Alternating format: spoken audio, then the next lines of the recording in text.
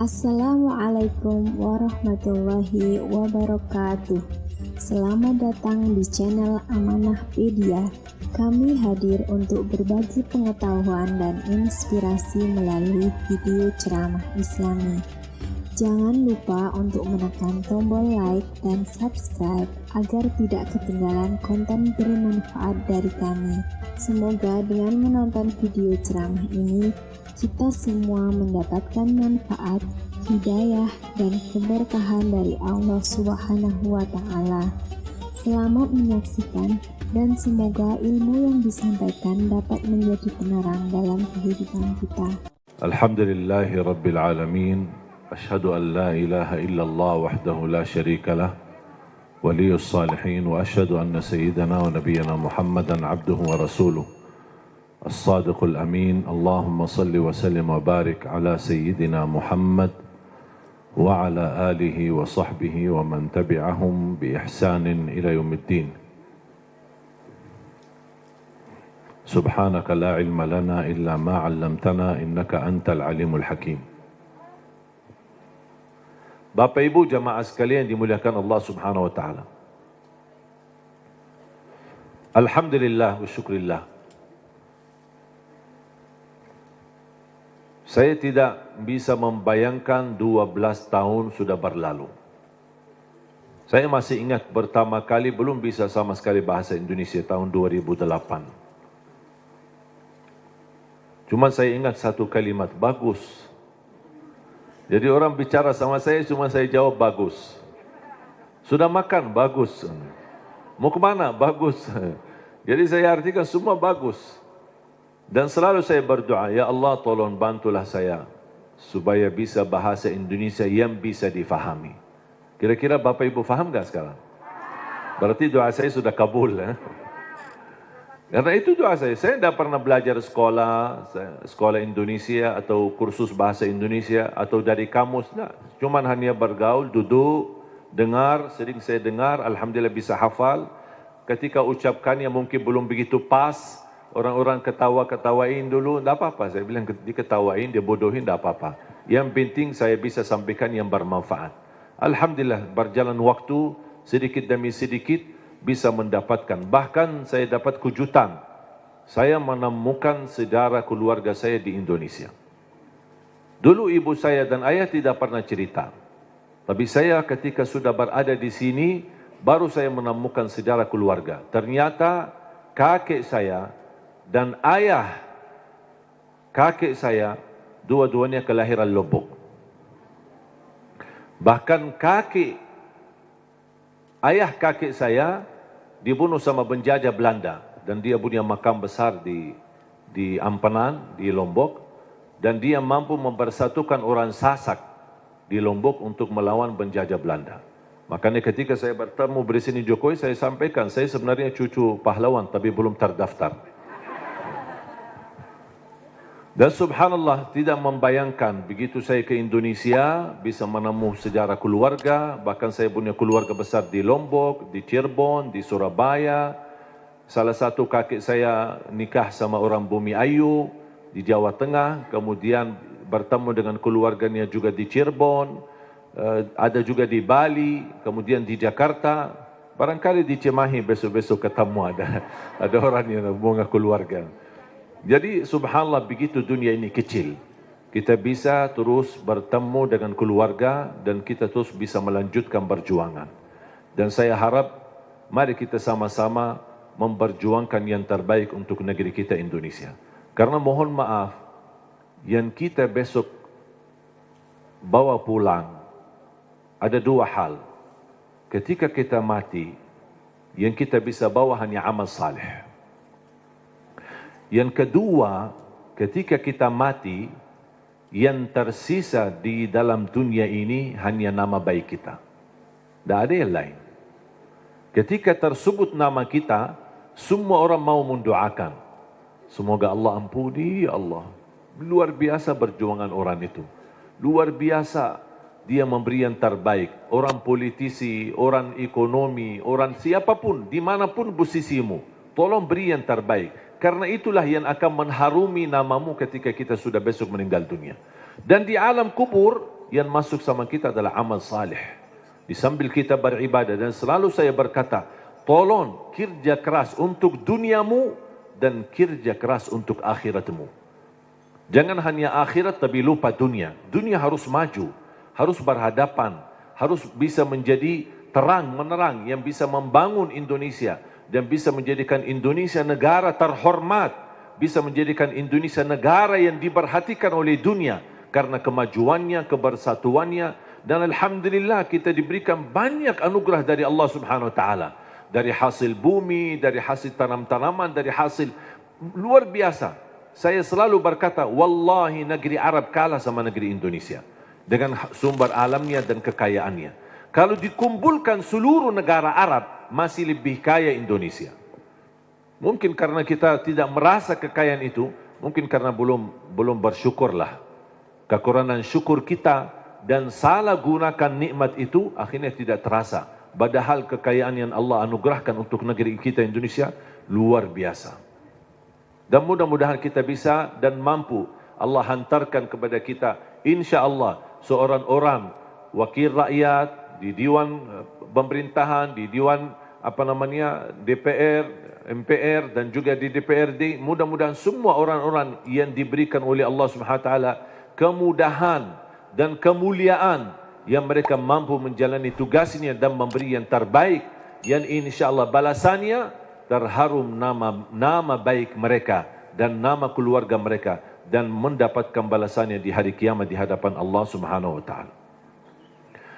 3 poin yang saya ingin sampaikan. Yang pertama, tolong jangan lewat satu hari tidak membaca Al-Quran. Belum bisa baca, simak, dengar. Masih merasa bacanya belum begitu lancar, tidak apa-apa, dengar. Karena pahalanya sama. Yang membaca maupun yang simak, pahalanya sama. Setiap satu huruf dapat 10 kebaikan. Ini bukan kata saya, tapi kata Rasulullah sallallahu alaihi wasallam. Man qara harfan min kitabillah falahu hasanah, wal hasanatu bi 10 amthaliha. Barang siapa yang membaca kitabullah, satu huruf saja dapat 1 kebaikan. Dan 1 kebaikan pula dilipat oleh Allah menjadi 10 kebaikan.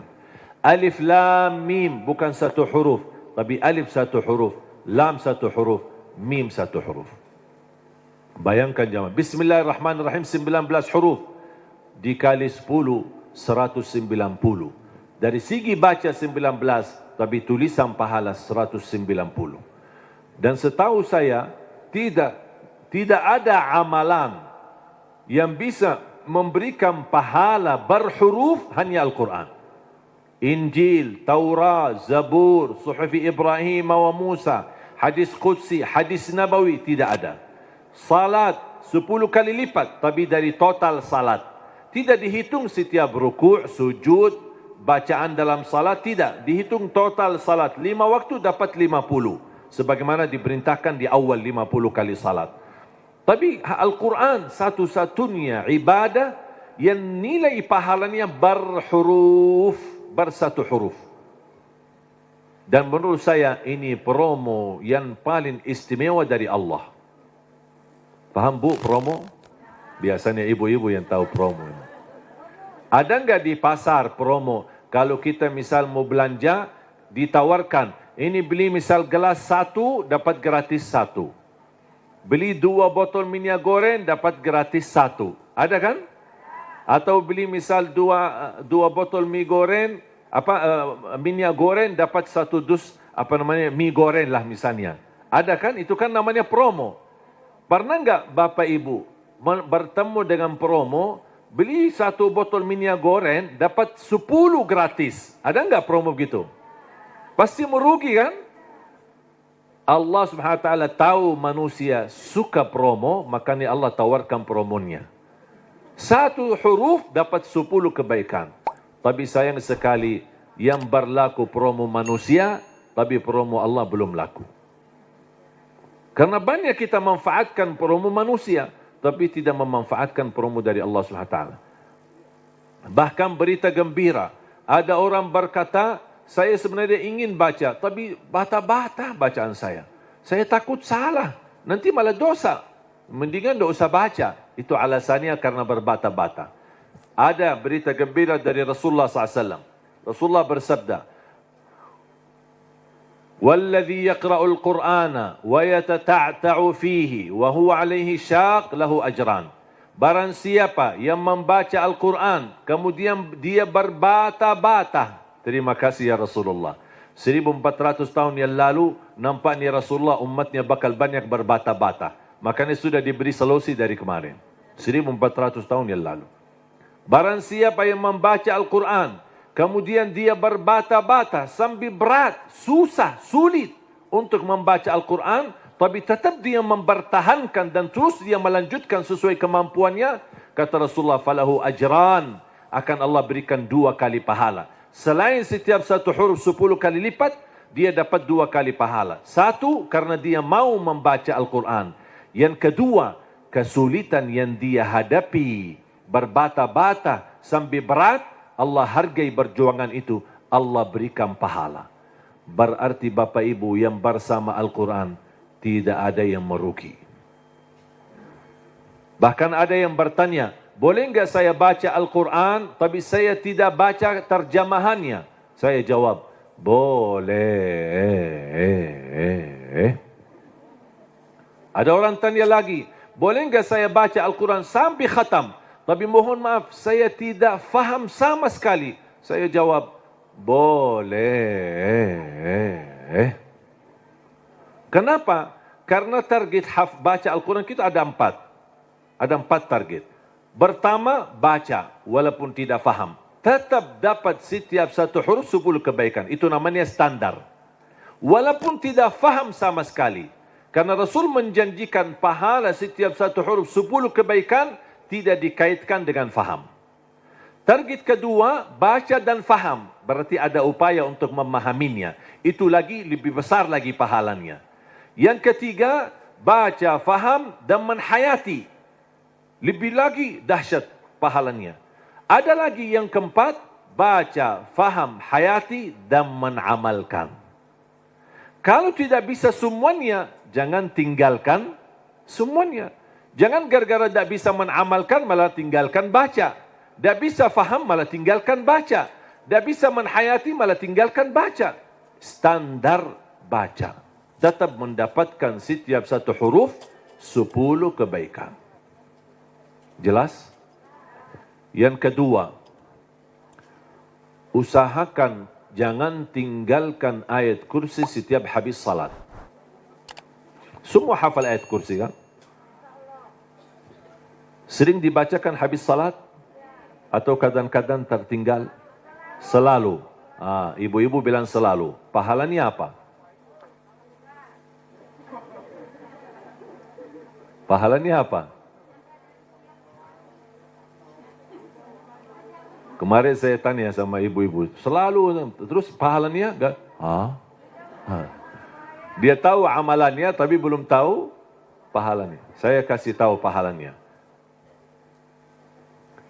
Qala Rasulullah sallallahu alaihi wasallam di hadis yang sahih, "Man qara'a ayatal kursi dubura kulli salatin laisa bainahu wa bainal jannati illa an yamut." Barang siapa yang membaca ayat kursi setiap habis salat, dijamin masuk surga, tidak ada sesuatu yang mampu menghalanginya. Allahu Akbar. Tak ada sesuatu yang mampu menghalanginya, jaminan masuk surga. Cuma baca satu. Saya ketika baca hadis yang sahih ini, saya berfikir, ya Allah, ini satu ayat aja jaminan masuk surga. Gimana 30 juz Al-Quran? Ini baru satu ayat. Gimana kalau orang rutin baca sampai khatam Al-Quran?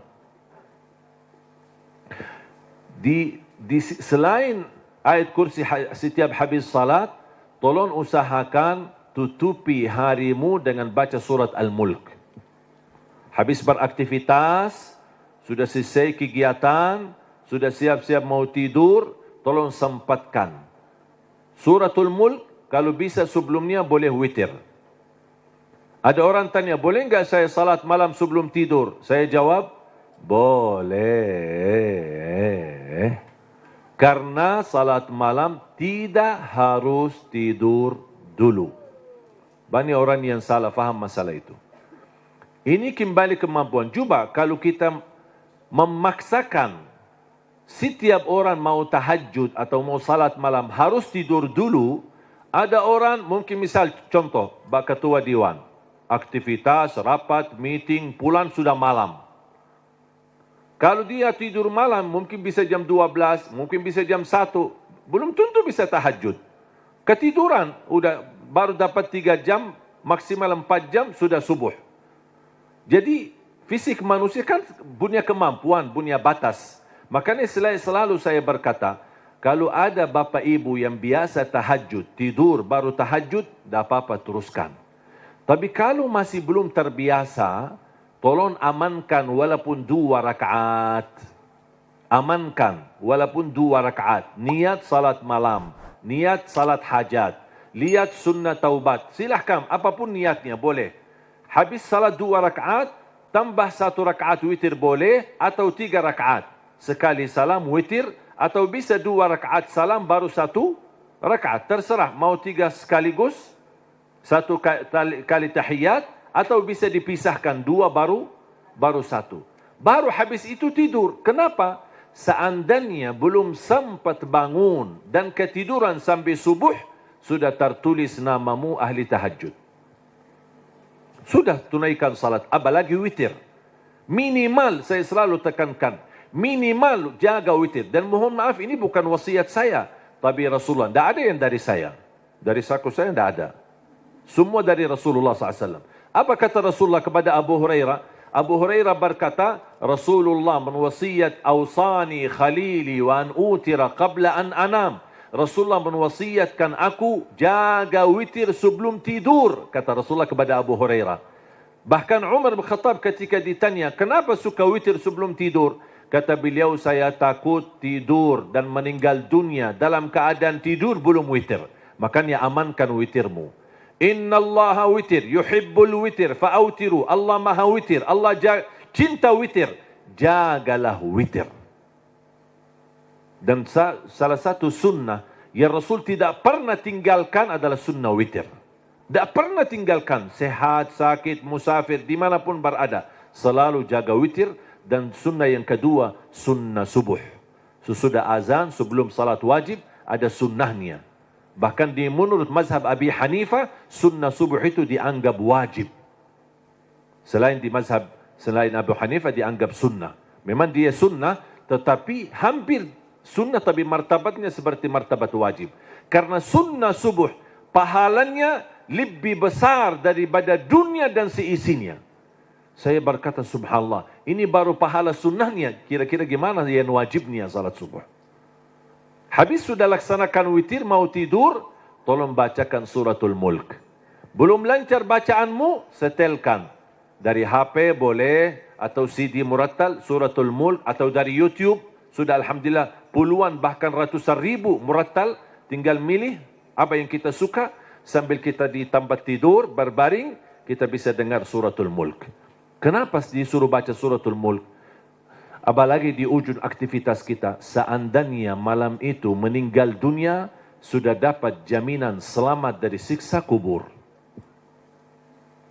Suratul mulk, jaminan selamat dari siksa kubur. Yang terakhir, sedekah.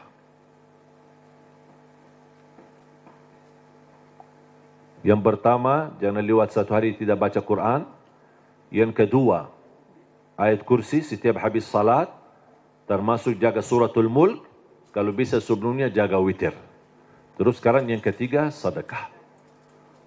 Terutama sedekah subuh. Terutama sedekah subuh. Saya sudah sering membahas dahsyat sedekah subuh. Saya yakin Bapak Ibu, semua para hadirin, saya yakin orang yang suka bersedekah. Tapi ada yang satu sering tertinggal. Doa habis sedekah. Atau doa di saat sedekah.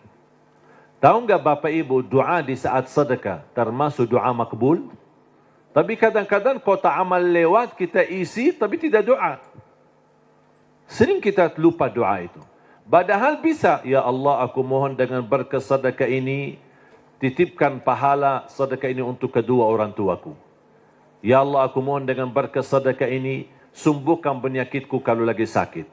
Ya Allah, dengan berkat sedekah ini, mudahkan urusanku. Apapun hajat kita, luar biasa dahsyat sedekah.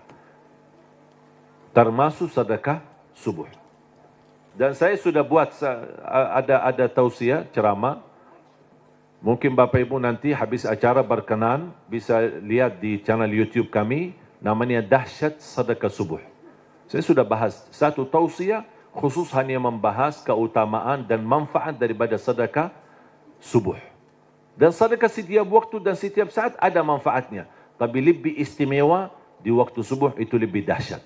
Bisa Bapak Ibu, saya tidak akan bongkar apa isinya dan apa rahasianya, bisa Bapak Ibu nanti lihat di YouTube.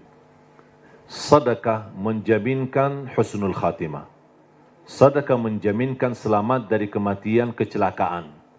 Sedekah menjaminkan selamat dari kematian kebakaran. Sedekah menjaminkan selamat dari kematian mendadak. Sedekah menjaminkan selamat dari su'ul khatimah. Sedekah menjaminkan kesembuhan penyakit. Sedekah menjaminkan memadamkan kemurkaan Allah. Dan sedekah menjaminkan ampunan dosa. Sedekah menjaminkan terkabul doa. Makanya ketika bersedekah jangan lupa berdoa. Apalagi di saat sedekah subuh. Dan cukup ketika bersedekah sebut satu hajat. Jangan habis salat subuh mu isi sedekahnya koin tapi doanya sampai terbit matahari. Malu sama Allah, ku kelamaan. Kata malaikat, apaan? Ku doanya panjang banget. Padahal sedekahnya baru koin aja. Tolong disesuaikan. Satu kali sedekah, satu kali hajat. Dan selalu dalam kebaikanmu, sisakan dalam doamu, jangan lupa doa untuk orang tua. Saya sudah belajar, apapun yang saya amalkan, apapun amalannya, di ujung saya amalkan itu, saya selalu berdoa, ya Allah, aku mohon titipkan pahala amalan ini untuk kedua orang tua. Saya selesai tausiah, pas pulang, ya Allah, aku mohon titipkan pahala tausiah ini untuk kedua orang tua. Habis ngaji, ya Allah, aku mohon titipkan pahala ngaji saya untuk kedua orang tuaku. Habis salat, ya Allah, aku mohon titipkan pahala salatku untuk... Apapun amalannya, apapun, saya sudah belajar menjadi salah satu upaya berbakti baik sama orang tuanya. Karena berbakti baik sama orang tuanya, walaupun mereka sudah meninggal atau di posisi yang jauh, tidak bisa bertemu setiap waktu dan setiap saat, melalui doa, insya Allah terhitung sebagai berbakti baik. Ada seorang bertanya, kalau orang tua saya sudah tidak ada atau sudah meninggal, gimana? Apakah saya masih punya kesempatan berbakti baik? Saya menjawab, masih punya kesempatan. Ada dua amalan, sedekah dan doa, bisa menjadi bermanfaat untuk orang tua kita. Dan semoga kita bisa bersama-sama, kita selalu niatkan dan doa untuk orang tua. Mudah-mudahan kekurangan kita di masa mereka berada, mungkin kita sebagai anak, namanya anak muda, di masa dulu mungkin banyak membuat orang tua sakit hati, menyakiti perasaan mereka. Namanya anak-anak, tidak merasa dan tidak menyadari. Makanya ayo mari kita sama-sama memperbaiki. Semoga semua dosa-dosa kita di hadapan orang tua dan terhadap orang tua, mudah-mudahan diampuni oleh Allah Subhanahu Wa Taala dan dijadikan kita orang yang berbakti, yang mendapatkan pahalanya di sisi Allah Subhanahu Wa Taala. Amin ya Rabbal Alamin. Mudah-mudahan insyaAllah menjadi saksi bagi kita semua dan mudah-mudahan menjadi amal salih yang bisa menyalurkan pahala yang tidak terputus sampai hari kiamat. Amin ya Rabbal Alamin. Mari kita sama-sama berdoa. Bismillahirrahmanirrahim. Alhamdulillahi Rabbil Alamin. Allahumma salli ala Sayyidina Muhammad wa ala ali Sayyidina Muhammad. Allahumma ya Allah ya Dzal Jalal wal Ikram. Berilah kepada kami petunjuk pada jalan yang lurus. Hidupkanlah kami dalam keadaan iman. Wafatkanlah kami dalam keadaan Islam. Akhiri hayat kami dengan husnul khatimah. Jadikan kami semua serta keluarga kami ahlul Quran, pencinta Al-Quran, penghafal Al-Quran, yang mendapatkan syafaatnya Al-Quran.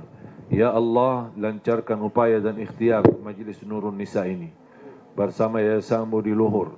Ya Allah, jadikan perjuangan mereka menjadi amal salih yang diterima di sisimu.